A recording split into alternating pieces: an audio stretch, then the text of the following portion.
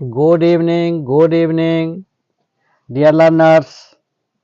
Gita English classes में आपका स्वागत है। आज हम लोग कविता के सीरीज में, पोएम के सीरीज में 11वीं के बिहार बोर्ड 11वीं क्लास के कविता इंग्लिश के पोएम को देखने वाले हैं। तो चलते हैं हम लोग। आज का poem stopping by woods on a snowy evening. बर्फीली शाम को जंगल में क्षण भर।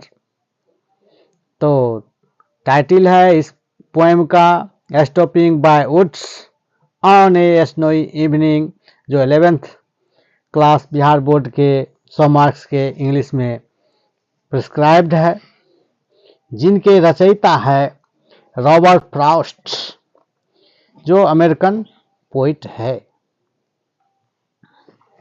देखते हैं क्या कहते हैं और इनका जो समरी हम लोग देखने वाले हैं। Stopping by woods on a snowy evening has been composed, जो रचा गया है। रॉबर्ट फ्रॉस्ट नाम के अमेरिकन पोइट है, उन्हीं के द्वारा रचा गया है।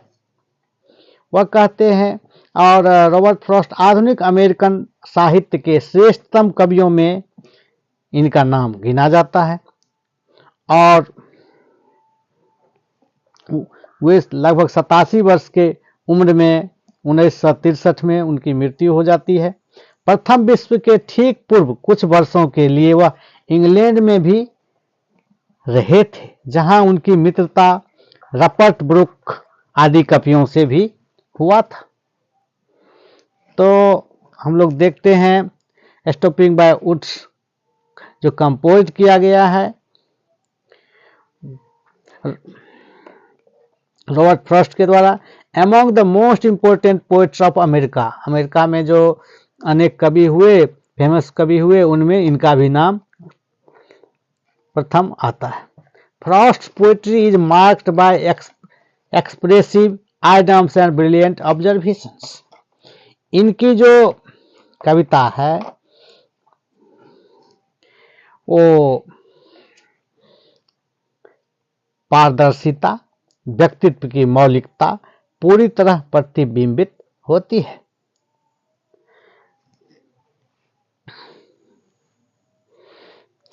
Shared humour and native understatement his poetry new kind of pastoral poetry.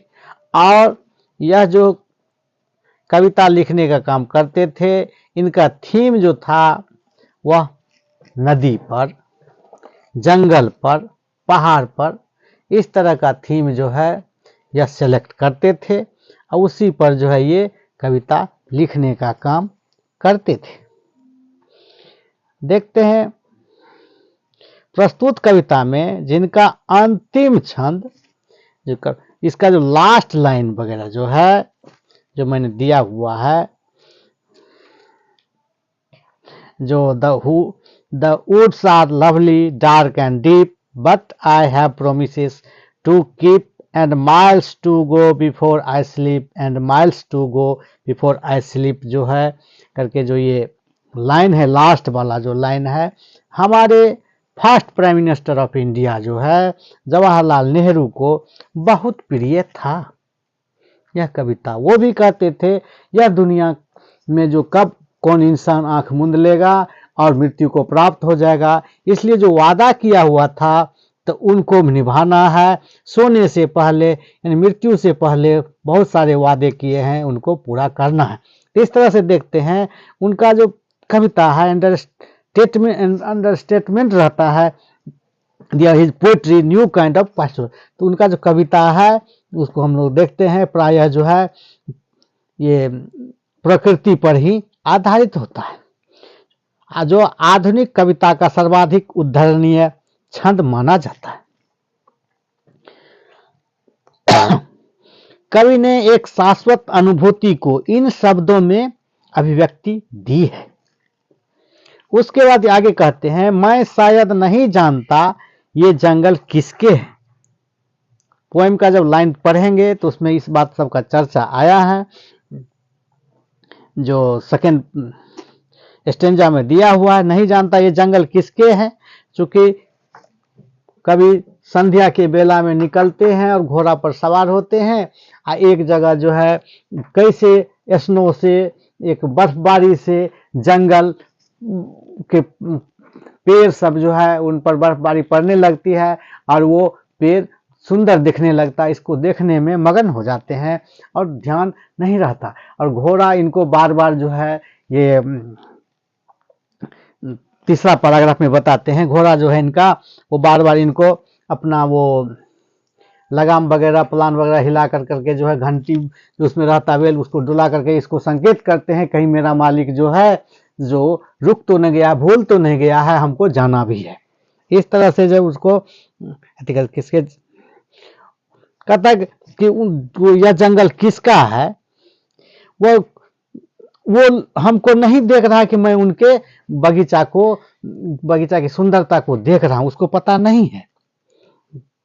और कहता है कि यहाँ पर उसका ये छोटा सा कॉटेज भी नहीं है, और जो है कॉटेज भी नहीं है जहाँ वो रह सके, और तो वो जिनका बगीचा है वो तो गांव में है, उसका घर हालांकि गांव में ही है, वह मुझे यहाँ रुकते हुए नहीं दिखेगा। इस सब तरह का बात जो है तीसरा पैराग्राफ में, जो दूसरा पैराग्राफ में आता है, जो to watch his woods fill up with snow, भरते हुए देख रहा है, हम सुंदर उसके बगीचा को का देख करके आनंद उठा रहे, ये उनको पता नहीं होगा।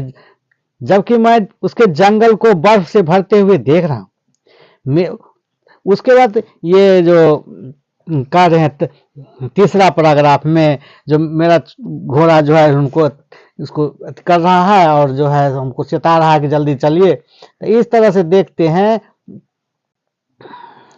कि ए मैन हुज स्टॉप, और ये पोएट रॉबर्ट फ्रॉस्ट कहते हैं एक व्यक्ति जो है वो हुज स्टॉप्स टू एंजॉय, कि कहीं रास्ते में संध्या के बेला में जो रुक जाता है और जो है वो जंगल में जो बर्फबारी हो रही थी, पेड़ पर बर्फ के उसके कण जम जम के पड़ रहे थे, तो उनको देखते हुए उनको सुंदरता का आनंद वो उठा रहे थे।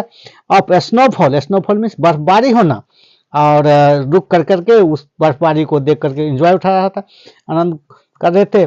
स्नोफॉल इन द वुड्स, जंगल में, इन द इवनिंग, किस समय, तो संध्या में, but he can not stay long, लेकिन वो वहां ज्यादा देर तक रुक नहीं सकता है, क्योंकि he because thinking of the promise to he has to keep, कि हम बहुत दूर जाना है, हमको अपने कार्य क्षेत्र में जाना है, क्योंकि मैंने वादा किया था कि जल्दी से जाना। तो यही चीज बार बार जो है अपने भाषण में नेहरू जी चर्चा किया करते थे कि हमको रुकना नहीं है।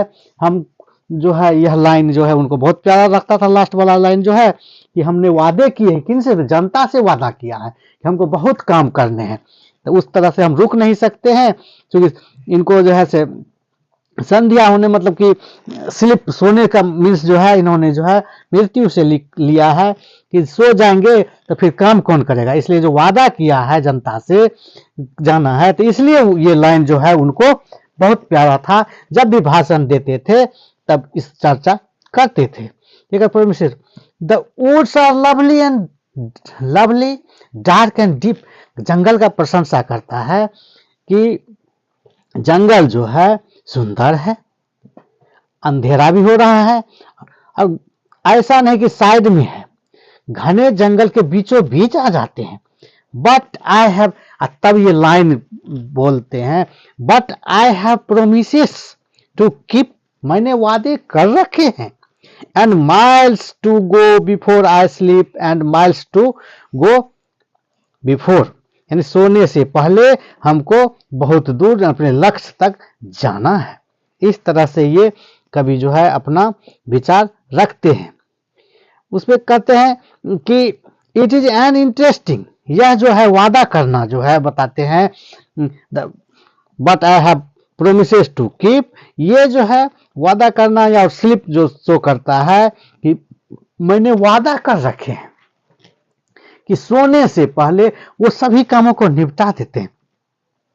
तो ये जो सोने का जो वक्त बताता है आई स्लीप, ये मृत्यु से लेते हैं, या तुलना एलिकोरिक जो समानता मृत्यु से करते हैं। इसलिए it is an interesting allegory, यह बहुत ही मार्मिक जो है उदाहरण प्रस्तुत करते हैं किसका, लाइफ एंड डेथ का। क्योंकि जीवन में जब तक लोग रहते हैं वादे करते हैं, अपना काम पूरा करते हैं और इस तरह से जो है रुकना नहीं चाहते हैं। तो इस तरह से जो लाइफ एंड डेथ का जो है उदाहरण देते हुए, तुलना करते हुए जो है अपने कविता को ये आगे बढ़ाते हैं। तो इस तरह से हम लोग देखते हैं इस पोएम के बारे में जो है, stopping by woods on a snowy evening, जो इनको कौन रचा है, तो रॉबर्ट फ्रॉस्ट ने रचा है। और जो है ये अमेरिकन कवि है और अमेरिकन कवियों में से इनका स्थान है। और इनका कविता जो है बहुत ही मार्मिक ढंग से रहता है, बहुत ही तीक्ष्ण ऑब्जर्वेशन करते हैं। और जो है ये नेटिव यानी कि प्रकृति को अंडरस्टेटमेंट करते हैं, प्रकृति पर तीक्ष्ण नजर डाल करके उनको निकालते हैं। हिज पुट न्यू और नया प्रकार का, नए ढंग का जो है प्राकृतिक ढंग से है, प्रकृति पर कविता लिखते हैं। और उसमें एक व्यक्ति जो ए मैन हुज स्टॉप्स रुक जाता है, टू एंजॉय देखने लगता है, सुंदरता को आनंद उठाने लगते हैं। किसको, ब्यूटी ऑफ स्नोफॉल, स्नोफॉल जो हो रहा है सुंदरता उसको देखने लगते हैं। एंड कहाँ पर, वुड्स में, जंगल में, कब, इन द इवनिंग में। But he can not stay long, लेकिन वो ज्यादा देर तक जो है वह रुक नहीं पाता, क्योंकि थिंकिंग, वह सोचता है ऑफ दिस कि मैंने वादे कर रखे हैं।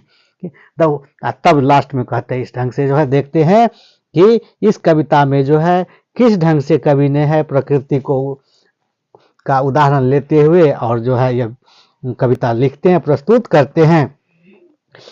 और घोड़ा जब उनको जो है निर्जीव, ये इनको कुछ नहीं समझा जाता है, लेकिन जीव सजीव है, वो बार बार वो अपनी घंटी को हिलाता है, शायद यह जताने के लिए कोशिश करता है कि भूल तो नहीं है, केवल एक ही आवाज देती, सजा हवा का, बर्फ का जो बर्फबारी हो तो उसका आवाज आता है। ये जंगल कितने प्यारे हैं, अंधेरे हैं, कितने घने हैं, लेकिन मुझको वादे पूरे करने हैं और मीलों जाना, बहुत दूर जाना सोने से पहले, और मीलों जाना है सोने से पहले।